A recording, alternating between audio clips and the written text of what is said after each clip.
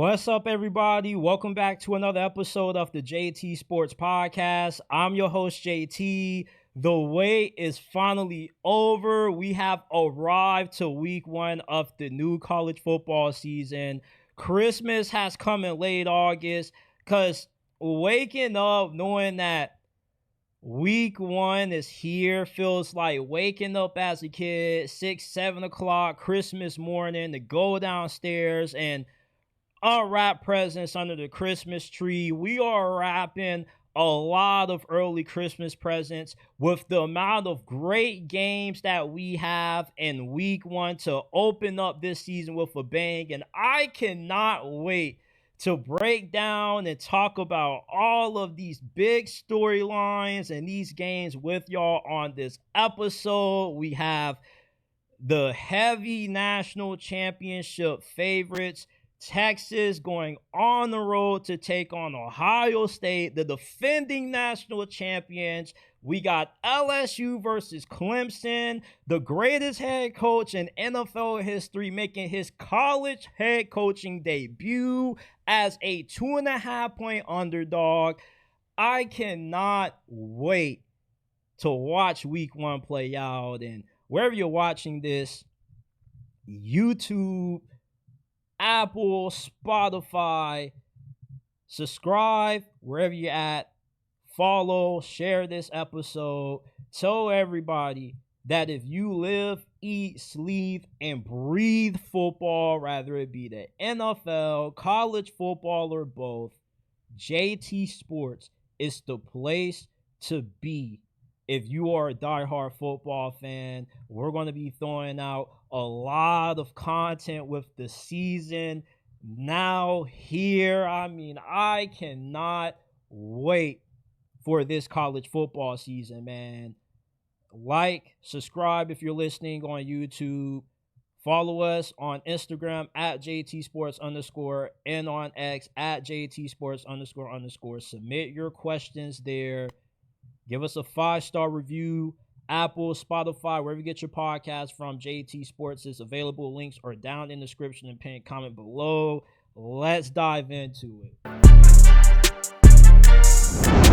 We got a storyline in college football this season that's so good. Hollywood wouldn't be able to write something as good as this. What happens when you take the greatest head coach in NFL history and you put him in college football in a time where college football has never been closer to the NFL? Name, image, and likeness in the transfer portal is the equivalent to free agency. High school recruiting is like the NFL combine and the draft. Traditionalists will push back and tell you that the way that you had to win 15 years ago is still the way that you have to win in college football today. A guy like Bill Belichick, who had all this success, attained all this esteem in the NFL, is walking into a new world that he doesn't know too much about, coaching college football. There are different nuances that comes with being a head coach in college than what they are in the NFL, which is true. The only difference is Bill Belichick is the greatest head coach in NFL history.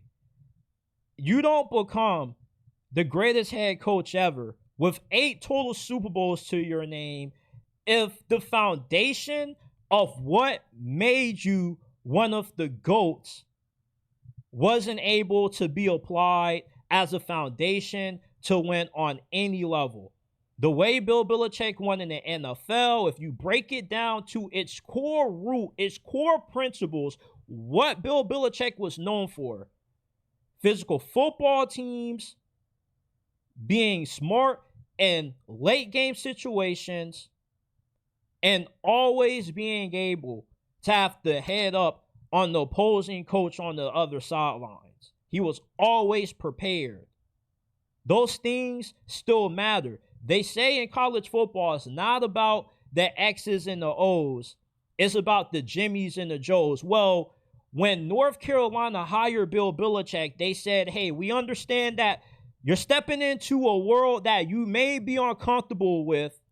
So we're going to make it more easier for you to get acclimated by giving you $20 million to spend on this team. We're going to lower academic requirements to make it easier for you to acquire the talent that you need to compete as fast as possible.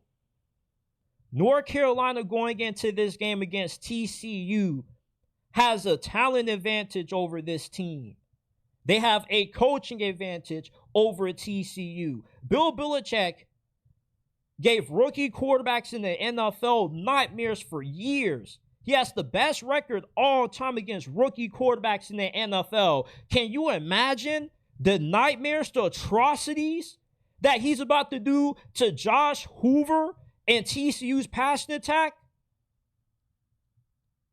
When it comes to Bill Belichick's college head coaching debut, he's being underestimated. He's already been underestimated the majority of this offseason.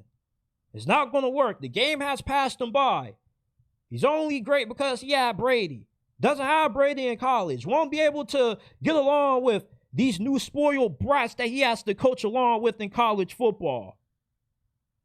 And week one, when Bill Belichick shocks TCU, college football is going to learn that you never underestimate the GOAT. You don't become the greatest of all time in the NFL without the core principles of your coaching past the level that you're coaching at, past the great players that you coach. There has to be something about you as a coach that put your teams in position to be as good, to be as dominant as what they were. There were a reason why some of Bill Belichick's best draft picks were always guys that were overlooked, undervalued, and written off. Bill Belichick is not a better guy when it comes to X's and O's and player development than him. TCU, they don't have the physicality to be the Bill Belichick coach team. One thing that we know about North Carolina, although we haven't seen them play a single game under Bill Belichick yet, is two things. They're going to be a physical football team, and they're going to be a smarter, more situationally aware football team.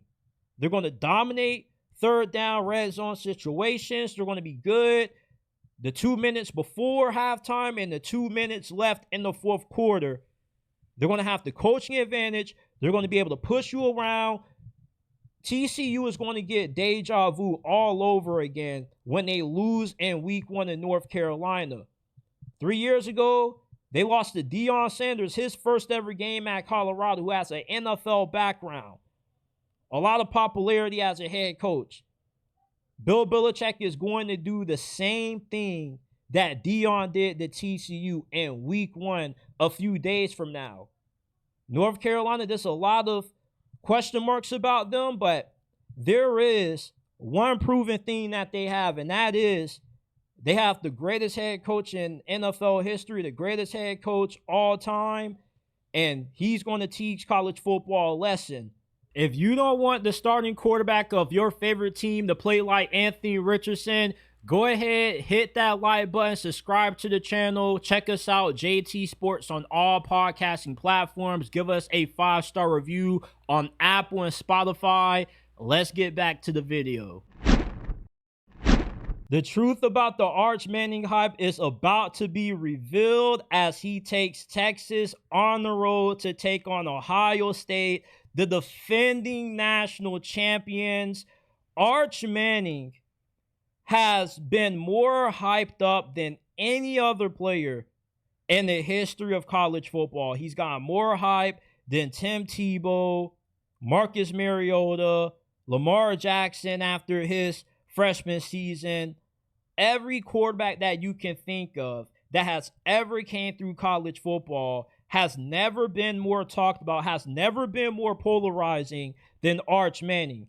And there's not a better way to figure out if the Arch Manning offseason hype was justified than putting him in his first game as Texas full-time starter. He's the man now. Last year, he started a few games, but he wasn't really the man. This is his show now. This is his operation. You're putting Arch Manning week 1 against the defending national champions.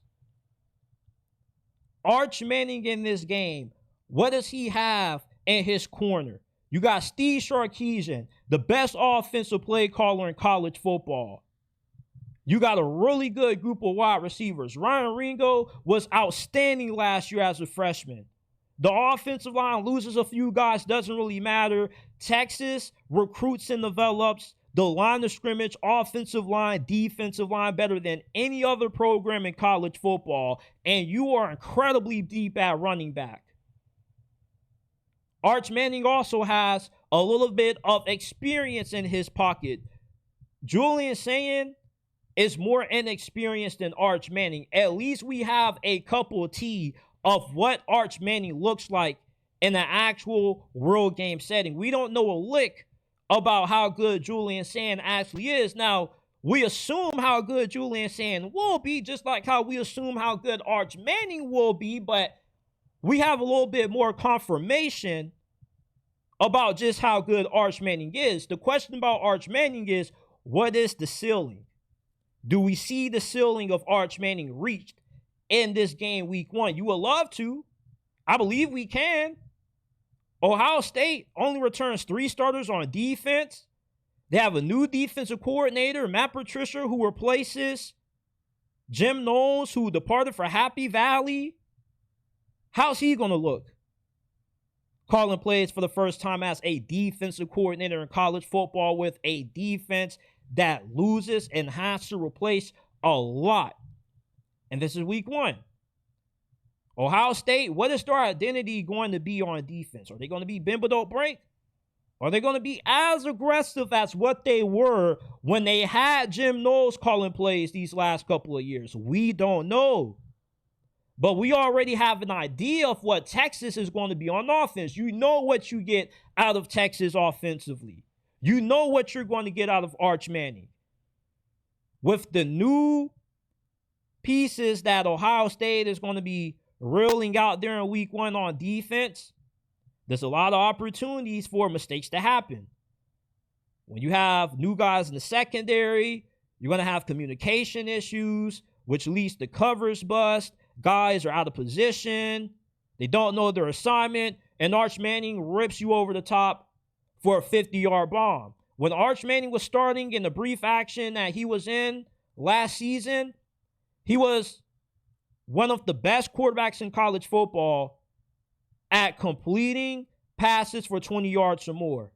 He generates a lot of explosive plays because the differences between him and Quinn Ewers' game is that Arch Manning gets aggressive. Arch Manning pushes the ball downfield. The ceiling of Texas offense was capped with Quinn Ewers. Quinn Ewers was timid under pressure. Arch Manning isn't. He'll step up in the middle of 2 guys crushing down on his head, crushing down on his shoulder. He'll step up and take a big shot downfield for a 60-yard touchdown versus passing up on a 7-yard check down. Ohio State, with the new faces, the new revolving pieces defensively that they have, it helps out Arch Manning because Arch Manning has more known commodities around him. Texas has more that they know about themselves on offense than what Ohio State knows about themselves on defense. A lot of question marks about Ohio State defensively. Is the pass rush going to be as good as what it was last year? How good is that secondary going to be? Although we do know how much of a dog that Caleb Downs is. And Caleb Downs is the X factor that makes it easier for Matt Patricia, his first day really calling plays for Ohio State's defense in the regular season. Arch Manning, though, there's a lot that he brings to the table that is going to frustrate and stress out Ohio State defensively in this game. His mobility makes Texas offense unpredictable. What Texas was with Quinn Ewers is not what Texas will be with Arch Manning. His mobility is a really underrated aspect of his game. He'll come down, put the shoulder down on you too. Don't let Arch Manning fool you. He may look like a kid that you see as a pocket passer, not really super athletic because the last name, the relation to Eli and Peyton not really being super athletic guys, but he didn't inherit the athleticism of Eli and Peyton. His athleticism came from elsewhere because they had Arch Manning on design quarterback runs at times. They'll tell him, hey, take out Quinn Ewers. We want you in, and we're going to run you like you're a wildcat quarterback. So his mobility is something that's going to give Ohio State some issues defensively, along with the own issues that they're going to have to work out in the new defense with a new defensive coordinator, with a lot of new faces on that side of the ball. I love to see Arch Manning have a great outing against Ohio State this week, and I expect for it to happen. The SEC has 9 teams in this conference this year that you can make an argument for can make it to the playoffs this season. This is the deepest conference in college football in terms of the amount of quality that you see from the top 4 to the top 10 teams in this conference, which means that with so many quality teams being in one conference, that you're going to have an oversaturation of talent influx and an overinflation of expectations for every program. Every program in the SEC outside of Vanderbilt and Kentucky expect to compete for the playoffs, expect to be a national championship contender, expect to be in the SEC championship game. And no program has higher expectations than what LSU football has for themselves. It was 6 years ago when we last saw LSU hoisting up that all-gold national title trophy with Joe Burrow. This season, they expect to be in the mix to do that once again. They have a top 5 roster. They have a lot that comes back with Garrett Nussmeier, Will Weeks, Harold Perkins. Then you also bring in a lot of pieces in the transfer portal. This is LSU's best shot under Brian Kelly to not just win the SEC, but to compete for a spot in the college football playoffs. There is a lot of pressure that they have entering week 1. Auburn, similar situation. There's a lot of high expectations for what Auburn could be, possibly a dark horse contender in the SEC this year. Maybe they end up being a surprise team that comes out of nowhere and makes it into the playoffs. That's if they get good quarterback play. That's if Hugh Freeze's offense clicks this year. In week 1, LSU and Auburn are under the microscope. If both of these two teams lose in week 1, their season could unravel very fast with how tough their schedules are the first month of this season. By the time we get to the end of October, we could already see the fate of LSU and Auburn seasons decided.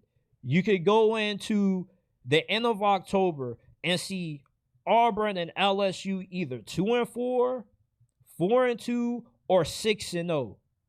How they perform in week 1 is going to define the perception of what this season will be for these teams.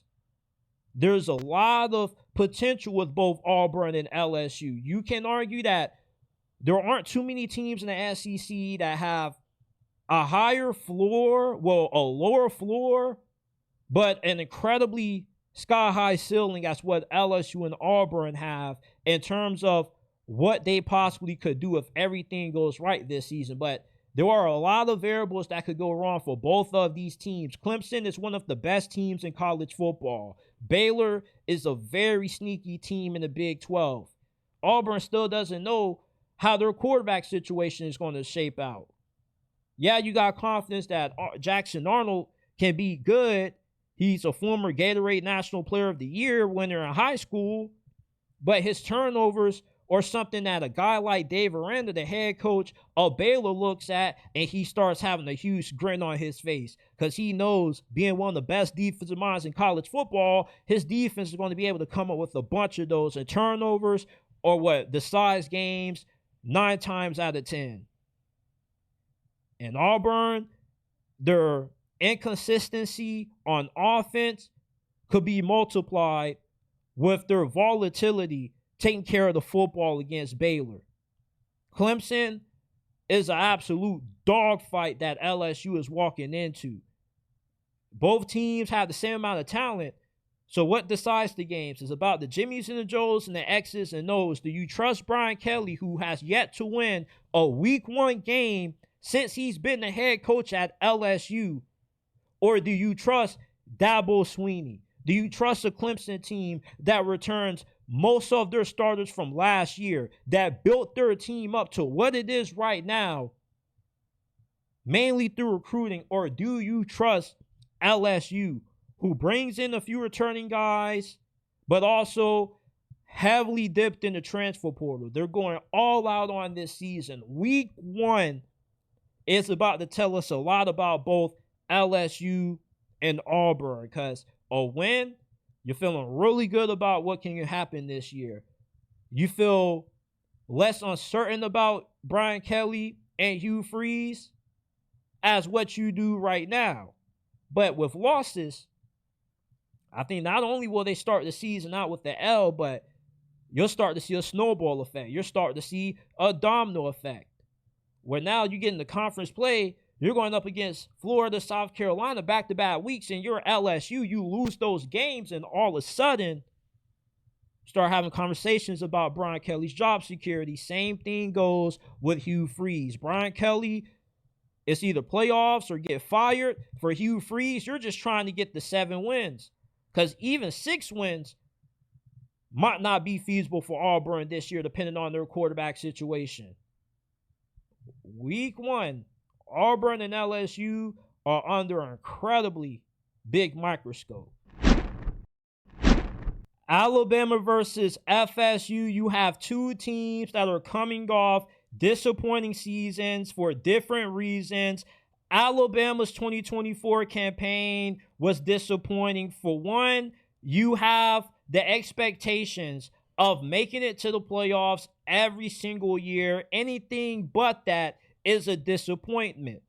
Context though, Kalen DeBoer wasn't his first season at Alabama. He won the most games ever for a first-year Alabama head coach. And he had some big shoes to fill, replacing Nick Saban so late during the offseason, which kind of forced him to have to try to win with a team that wasn't built for the style he likes to try to win with. Well, this is Kalen DeBoer's team now. Everybody that didn't want to be there is gone. Everybody that wanted to be there is still there. FSU, they're trying to avenge one of the biggest downfalls in the history of college football. There has never been a team that won their conference championship and then a year after finished last place in their conference. FSU, unfortunately, was the first to do that. In the same way they accomplished that, it's the same way that they're looking to rebuild and bounce back from last year's season from hell, because they built this team the same way they built last year's 2-10 team, but they changed their philosophy with how they went about doing so. They're not getting guys out of the portal that came from programs like Georgia and Alabama that have the potential but don't have the proven production. That's what got Florida State in trouble last year. On top of that, you have bad quarterback play. You get Tommy Castellanos, who's a good fit, and Gus Malzahn, your new offensive coordinators, run-heavy scheme. You have some proven good wide receivers on the outside, some proven starters on the offensive line, but is all of that going to come together and gel right away like how Florida State needs it to? Alabama returns a lot of experience from last year's team. They have a top 5 defense in college football and the offense that has one of the best receiving corps in the nation. Despite having concerns at quarterback, Ty Simpson, with what he has around him, there's a lot to be optimistic about, especially when you have a Florida State secondary lining up opposite of him that has to return a lot, or has to rebuild and retool a defensive backfield that lost several starters to the NFL last year. Alabama's passing attack is going to have a coming out party with Ty Simpson at quarterback, with everything that Florida State has to replace from their secondary last year. The last passing attack you want to see to open the season up against is Alabama's. 3 great receivers, a great offensive line, and a quarterback that has a higher floor, but just as high as the ceiling as what Jalen Milroe had last year. I do not expect for this game to be close for long. Alabama is a 2-possession favorite. I am hammering that. I'm taking the money line. I'm pretty confident that Florida State will be out of this game by the time we go into halftime. Alabama is just too talented. Florida State has too many revolving pieces that they need to click right away to win this game. If everything goes right for Florida State and they do win this game, it will be because they were able to run the football. The same issues Alabama had last year, playing down the competition. Their defense struggling against dual threat quarterbacks will be there, but I don't see that happening. Florida State, to run the football, you got to do it against one of the best run fronts in the nation. They have one of the best secondaries in college football. Florida State isn't deep nor talented enough at receiver to have to win this game, getting into an air raid shootout with Alabama. I don't think that would go well for Tommy Castellanos. The offensive line won't hold up, and the receivers won't be able to get open against how stacked this Alabama secondary is. I like Alabama to win this game. 45-10 is my final score prediction. Alabama is about to stomp out Florida State in week 1 in Doak Campbell. LSU versus Clemson may not be the biggest game of week 1, but it has the biggest implications than any other week 1 game. This is the week 1 game that has the biggest playoff implications in it when it comes to the outcome of the winners and the losers. LSU expects to be in the playoffs this year. This is the best team that LSU has had since they won last the national championship in 2019. They returned Garrett Nussmeier, a bunch of proven guys on defense, and they also blended that in with a really strong transfer portal class. So LSU expects to compete and do it at a high level this year. It's playoffs or bust for them. Clemson has the same expectations. Although they're a lot higher than playoffs or bust, it's kind of Final Four or bust for Clemson. Because for a while, it looked like Clemson was down and out. We were never going to be as hyped about Clemson as what we are right now, with them currently being a top 5 team in the nation, in my opinion. You return Cade Klubnik, the best returning quarterback in college football. You stole and pulled off one of the biggest heists in college football when you somehow lured away Tom Allen from Penn State. So now you have him, Garrett Riley, which is one of the better coordinator combos in college football. Your defense is a vintage Clemson defense. You have the best defensive line in the nation. And Clemson's defensive line is what makes Clemson the favorite to win this game. Clemson's defensive line is going to be what wins them the game against LSU in week 1. They have 2 projected top 10 picks and TJ Parker, Peter Woods on the interior of their defensive line. They got Will Held out of the transfer portal, who is one of the best edge rushers available. Their pass rush is going to take over this game. LSU replaced the silver starters on the offensive line. The last defensive line that you want to see when you have a bunch of new starters is Clemson's defensive line. They have experience, they have talent, they have depth. The back end of their defense is also really good. LSU, their biggest issue last year is that they had a problem with finishing the second half of games on the road. LSU imploded in several road games last year. They'll come out in the second half, they'll be flat, they'll get the turnover bug, and they'll end up losing all the momentum and walking out with the L. We saw that happen against Texas A&M. Against Texas A&M, what happened in the second half of that loss for LSU? Garrett Nussmeier had to be asked to throw the football a lot more because LSU couldn't get their ground game going. The offensive line got pushed around by Texas A&M's front seven, and that's what lost LSU the game. LSU gets rattled in these second half road games. And going up against Clemson, who has one of the best home field advantages in college football with a great defense, with an aggressive defense, a lot of the issues that LSU had last year, if they aren't corrected, if they can't run the football, and you go into this game going trigger happy throwing the ball, you're going to get yourself into a hole that you probably won't be able to come up out of. LSU has to start this game fast. Clemson, if they start out slow, I trust that they can come back. LSU, not so much, because once they get rattled on the road and once they get down several possessions, this team just doesn't have the heart to fight back and win a come-from-behind game. They did against South Carolina, but this isn't South Carolina. Clemson has a much better team from a talent standpoint. It's week one. You know that Death Valley is going to be rocking. It's going to be a nighttime atmosphere along with that. LSU just doesn't have the personnel, the coaching to beat Clemson this year. I'm taking Clemson to get the win. Deion Sanders is starting his third season at Colorado with the Georgia Tech Yellow Jackets rolling into town. Colorado is a 3-point underdog despite having the home field advantage in this game. Georgia Tech is going to expose a lot about Colorado's new identity.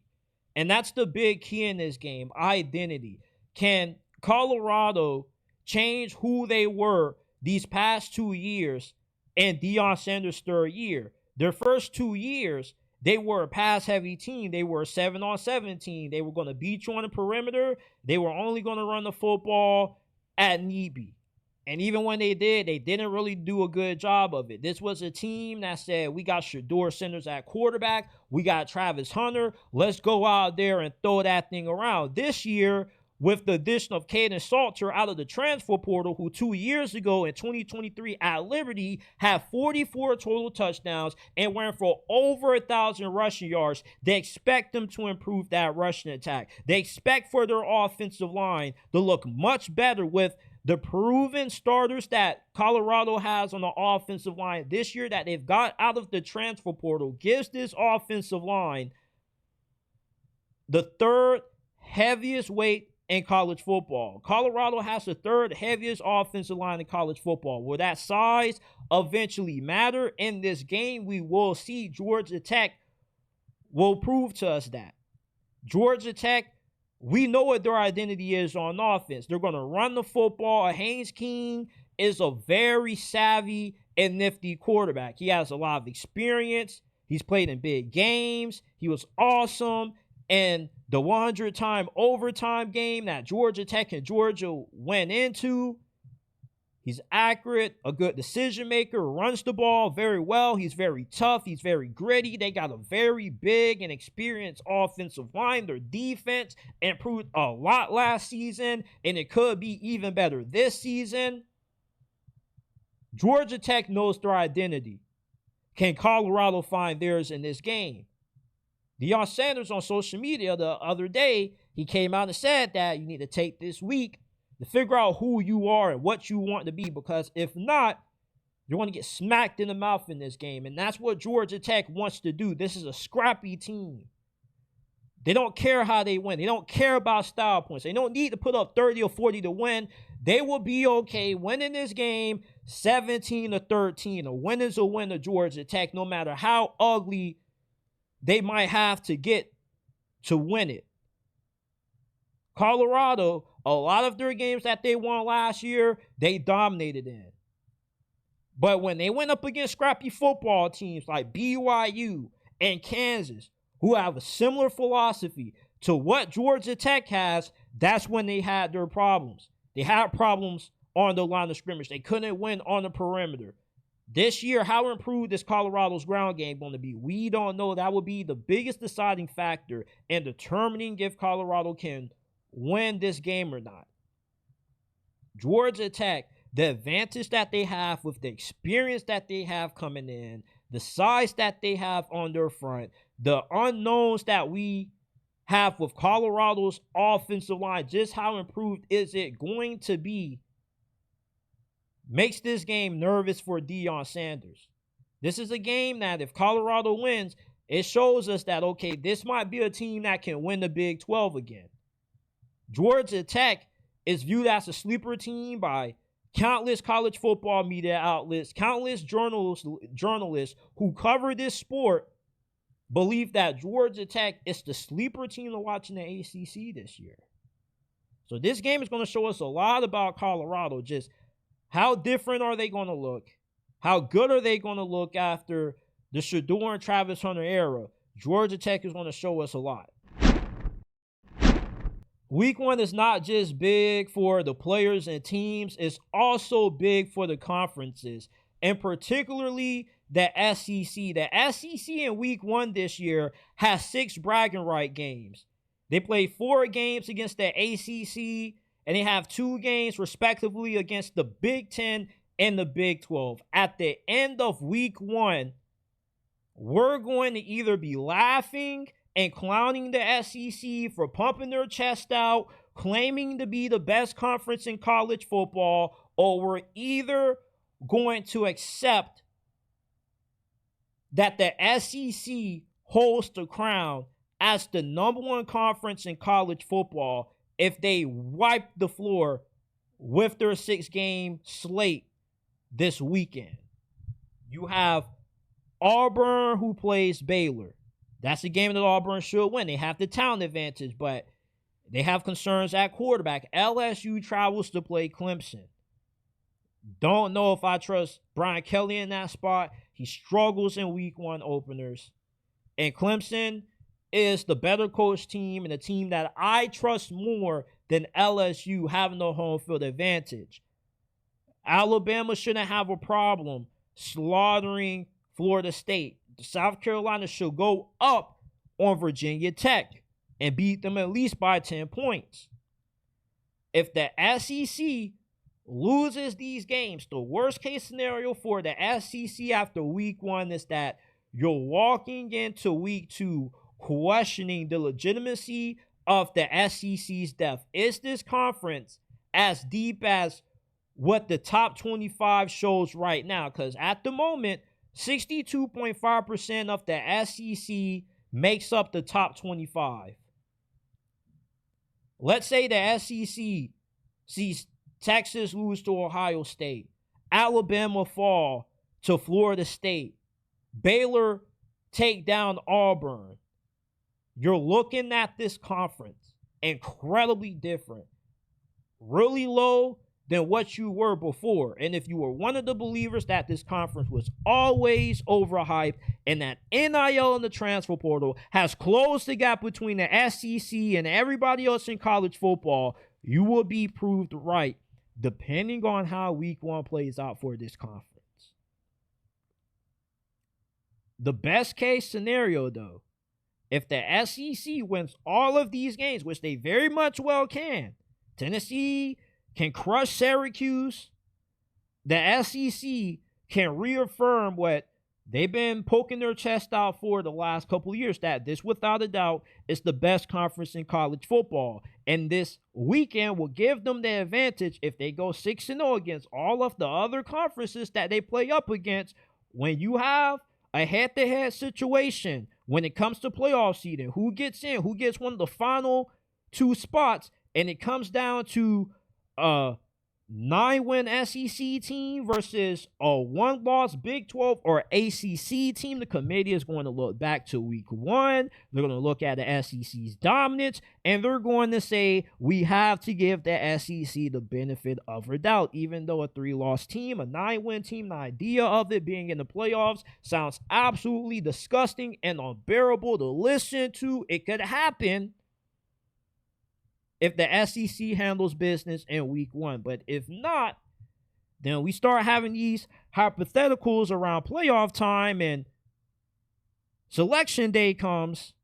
Can't say, oh, the SEC deserves this team in because this team would be favored on the neutral field. When, hey, the games played on the field is all that matters. The games aren't won on a piece of paper. They're not won in off season. They're won on paper. And if the SEC comes out on the losing end of week 1 and they lose these bragging rights games,